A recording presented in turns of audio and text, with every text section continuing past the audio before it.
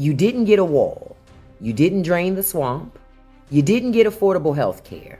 You didn't eliminate the national debt. I thought it would be easier talking about leaving MAGA as a 3-time Trump voter than it is, but some of y'all are really mean. And I get this was me this time last year, but that doesn't matter because, again, my feelings matter. The lottery can change your life. A ballot can make life better in two. MAGA voters carry that same hope with them. And then, reality hit. Thousands of videos from MAGA voters are flooding social media, but this time they are not trying to get people out to vote. They are asking for help and sounding the alarm. Something is about to happen to this country, and it is the result of the very votes they cast.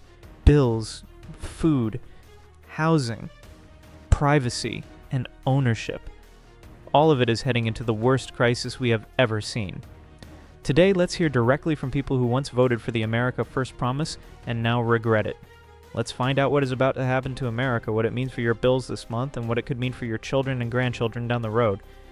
If this is a video you cannot afford to miss. Whether you voted for that man or not, you still cannot escape this nightmare. People who once believed in MAGA are now warning America.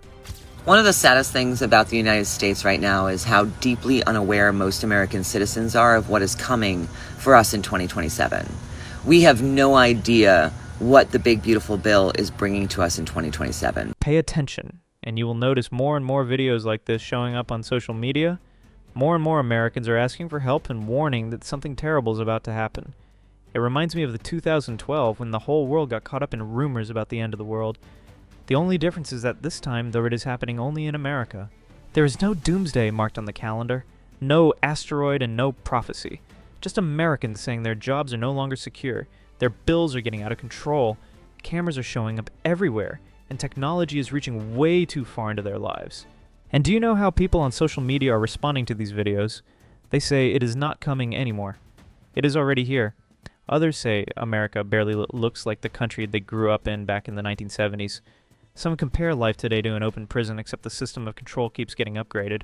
But what really caught my attention is that some of the voices in this wave of anxiety are coming from MAGA voters, or at least from the same worldview that gave rise to MAGA. They say we the people. They say we have to take our country back. They believe Washington, the financial world, and giant corporations have betrayed ordinary Americans. And MAGA once gave them a powerful explanation: you are not failures.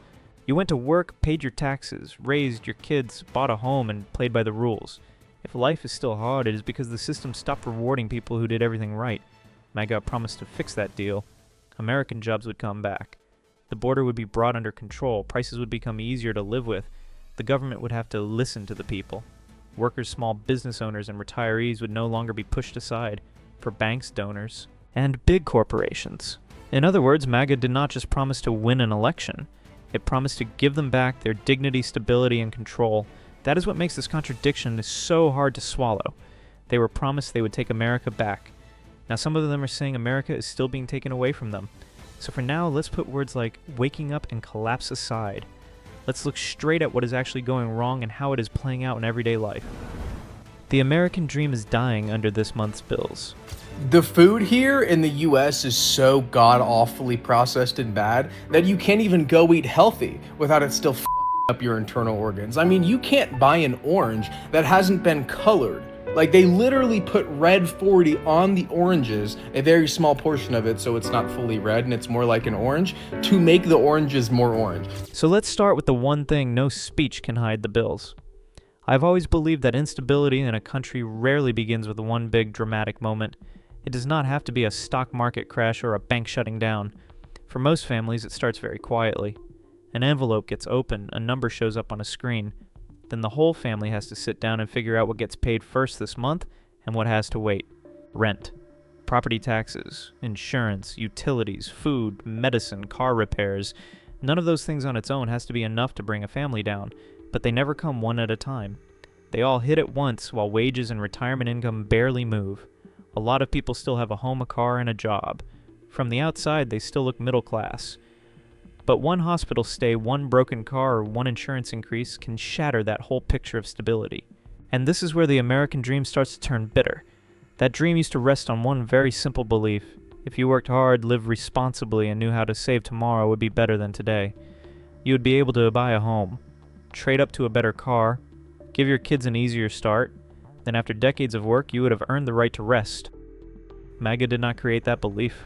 MAGA promised to make it work again. But what is the reality? Look at them. They are still working hard. The effort did not disappear. The reward did. Back then, people worked overtime to buy a home. Now, a lot of people work overtime just to keep the home they already have. Back then, savings were for retirement. Now, those savings can disappear after one car repair, one insurance increase, or one medical bill. On stage, people chant America first.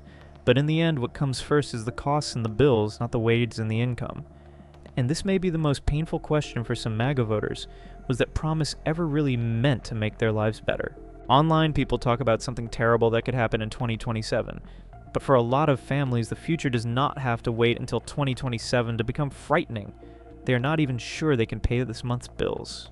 And when millions of families all cut every expense they can just to save themselves, another question comes up fast. How much longer will the jobs that bring in that money even last?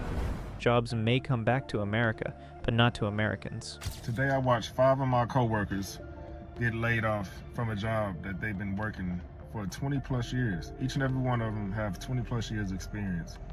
And the company just let them go just like that. Now these are hard-working, dedicated, loyal employees. So it just goes to show, man, you can do everything right and stuff still goes wrong. Rising bills are already enough to keep people awake at night, but there's an even scarier question: is the job that pays those bills still secure? You can stop eating out, put off car repairs, cancel vacations, and cut almost every unnecessary expense. But once your main source of income starts to shake, every other calculation falls apart too. And do not rush to call them lazy. A lot of people are still working overtime, looking for a second job, learning new skills, and taking any shift they can get. They're not afraid of hard work. What they do not have are jobs stable enough to build their family's future around. That is also why Trump's promise was so appealing. Buy American, hire American. Bring manufacturing back. Bring jobs home. Put American workers first. To a MAGA voter, the message was easy to understand. If I am willing to work, America will still need me. But look at UPS. UPS is laying off drivers. You heard right. Every year it happens. For a lot of working families, UPS used to be the kind of job where once you got in, worked hard, and stayed long enough, you could support a family, keep your insurance, and start thinking about retirement. Delivery is not some industry that is about to disappear. Packages still have to be sorted, trucks still have to run, somebody still has to bring the order to your front door. But reality has changed. UPS offered a buyout program to full-time drivers in the United States. Put simply, the company pays workers to leave voluntarily. The offer was $1,800 for every year worked with a minimum of $10,000 on top of the retirement benefits they had already earned. When a company has to pay the people who once made up its core workforce to leave their jobs voluntarily, I think we need to stop pretending this is just a normal adjustment.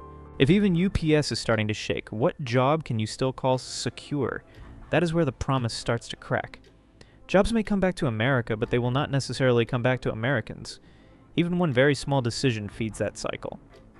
A homeowner gets squeezed by bills, so he buys a robotic lawnmower. I do not blame him. He is just trying to save money. But right then, the landscaper loses a customer. One person cuts a cost. The other loses part of his income. AI does not need to replace the entire economy overnight.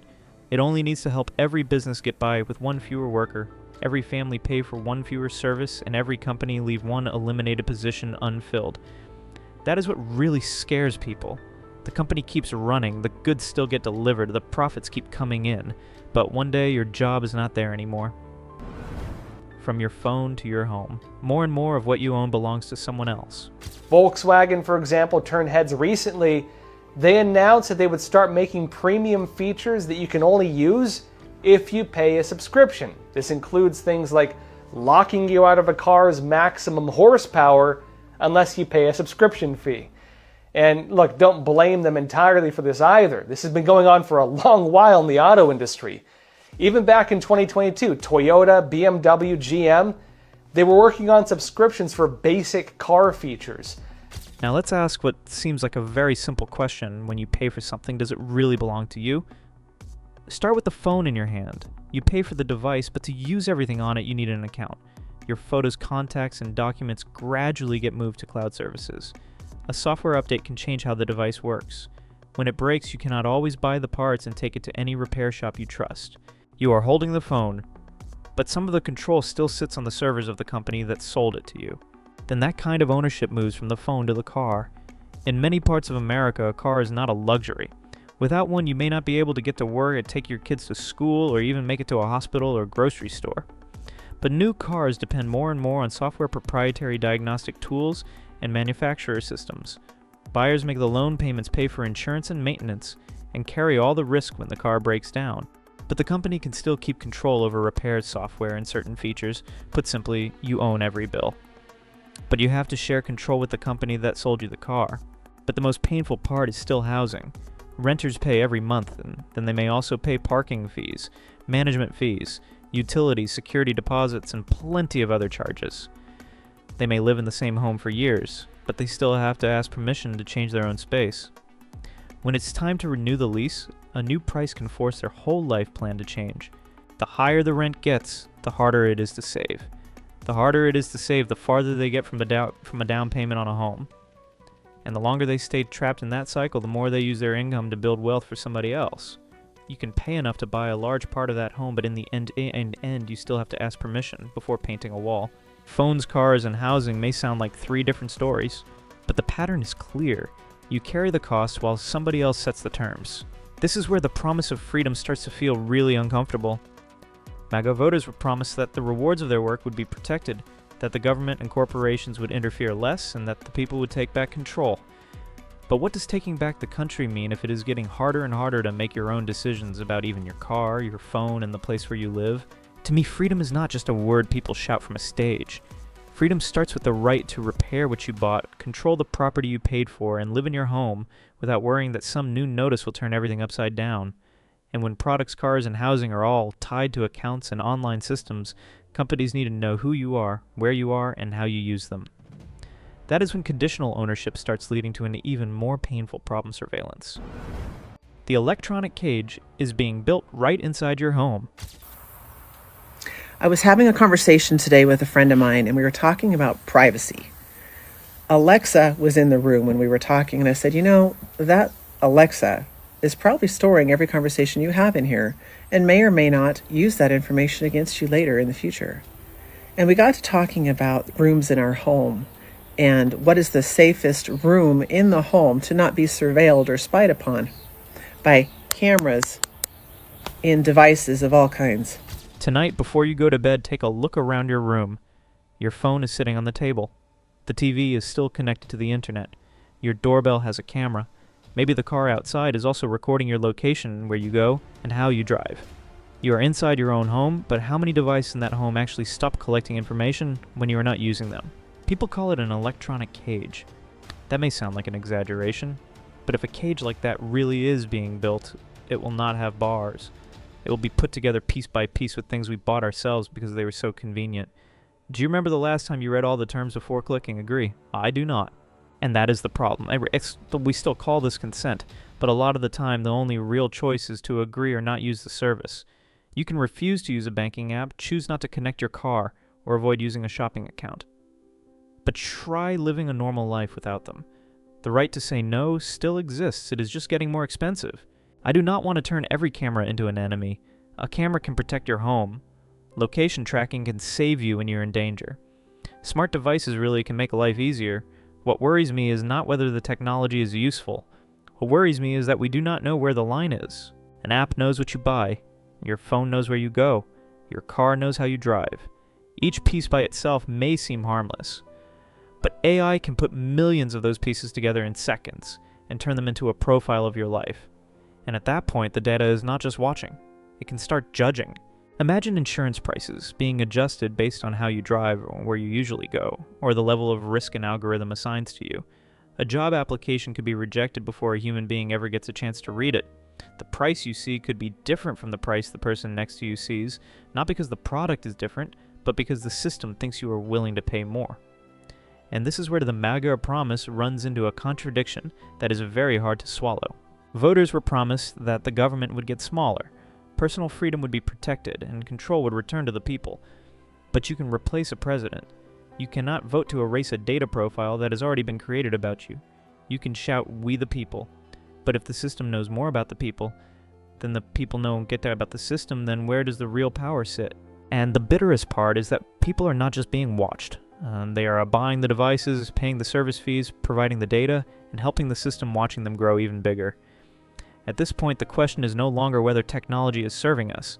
The question is who is getting the power, the profits, and the benefits from a system that ordinary people have to pay to maintain. People are paying for it, but who is this system really serving? Y'all do realize that Greg Abbott and the Texas legislature could stop these data centers that are going to use up all our water, ruin our farmland, and threaten our power grid next week if they wanted to, just by calling a special session. But they won't, because the people currently in power in Texas have received millions upon millions of dollars to their political campaigns. Now take a step back. Do not look only at the bills, the jobs, the car, or the phone. Look at the bigger picture while people are cutting every small expense just to keep their lives from slipping away. What are their money, land, electricity, and data being used to build? Look around where you live. A crumbling road can take years to get repaired. When hospitals are short-staffed, people are told to be patient. When public services move slowly, the usual answer is always that the budget is limited. But when a major project needs a land, electricity, road access, or tax breaks, the system can move surprisingly fast. Data centers need more power, camera systems need to expand, a corporation wants to build a new facility. Very quickly, people start talking about growth innovation and the future. This is the question that should be asked every time a major project shows up. What does the community have to give up, and how much does it actually get back? If a data center uses local land, electricity, and roads, how many permanent jobs does it create? If a company gets tax breaks to move, there's the money the community loses made up for through better wages, better services, and a more stable life. Or are people simply told that the benefits will come someday? That is where the frustration starts to go, far beyond prices. People are constantly being told to adapt, lose your job, learn a new trade. Costs go up, cut your spending. A service disappears, find another option. Your community gets weaker, moves somewhere else. But when a major decision gets made in a corporate boardroom, workers and the local communities are the ones left to deal with the consequences on their own. A company automates to save money. The savings go to the company and its investors. The worker who loses the job has to find a new source of income. A platform collects data to understand its customers better. The data becomes a company asset. Users get a few more accurate suggestions and even more ads that are harder to escape. A project needs more resources. The community provides the land, electricity, and infrastructure. If the benefits do not arrive as promised, the people are still the ones who have to live with that choice. Put more simply, when things go well, the profits stay at the top. When something goes wrong, the consequences get pushed down to everyone below. And people can feel that imbalance very clearly. They pay more, but they do not feel any safer. They provide more data, but they do not gain any more control. The economy may become more efficient, but their lives become harder to predict. That is also the deepest pain for this audience, paying more and getting less quality, less stability, and less control in return. At this point, the story has moved beyond MAGA. A camera does not ignore the license plate of someone who voted the right way. An algorithm does not save a job for someone with the right political views. An insurance company does not lower your bill just because your candidate won. You may support Trump, you may vote for the Democratic Party, you may no longer trust either side. But once you are fed into these machines, people are usually reduced to a few very simple labels: worker, customer, borrower, fee payer, and source of data. Nobody's protected from it. Politics can make Americans spend hours arguing about which side is destroying the country. While they argue, the money keeps getting deducted automatically. The data keeps getting collected. Major decisions keep getting made in places where most people will never be allowed inside. That is why more and more people are no longer just angry at one president or one party. They are starting to lose faith in the way the whole system works. This is no longer just a cost crisis. It is a crisis of trust. A society does not lose trust simply because people have to make sacrifices. It loses trust when people start believing their sacrifices are building a future they will never have a place in. And for MAGA voters, that realization leads to one especially painful question. They may have helped their movement take back political power, but has that power actually protected their lives? MAGA's victory is failing the test that matters most. Think about it. Your candidate wins. The movement you believe in returns to the White House. The electoral map is covered in red. The slogans people used to mock are now showing up on every screen. That night you may truly feel like the country has changed direction. but the next morning you still wake up in the exact same life. You still have to go to work. You still have to watch every dollar you spend. You still have to wonder how much longer your job will be secure. The people in Washington may have changed, but the places deciding prices, jobs, credit data, and your family's future cannot change overnight. That is the gap slogans usually try to hide. MAGA did what its voters asked it to do. It turned anger into votes, then turned those votes into power. But you do not live inside a ballot, and you cannot pay your rent with all the red on an electoral map. Power only means something when it can travel from Washington all the way into the lives of the people who gave it that power, and that is much harder than winning a campaign. You can replace a president. But Congress banks, corporations, regulators, and the interests deeply rooted in the economy do not simply disappear. One person can change the voice of the government very quickly. Changing the way the entire country works is something completely different. But do not assume MAGA voters will immediately turn away just because the results have not come as quickly as they hoped. It is not easy to give up a belief that helped you get back on your feet for years, especially when that belief told you the problem was not you, that you worked hard, played by the rules, and finally had someone willing to fight for you. So they may still love Trump. They may still wear the red hat. They may still believe the opposition and the media or the government machine underneath it all is blocking every change. But at the same time, another question starts to surface. After all these victories, where has my life actually been protected? They helped MAGA take back the White House. Now they are waiting to see whether MAGA can help them take back their own lives. The warning videos will keep coming, because things keep getting worse. So what are all these people online really seeing when they keep warning that something is coming?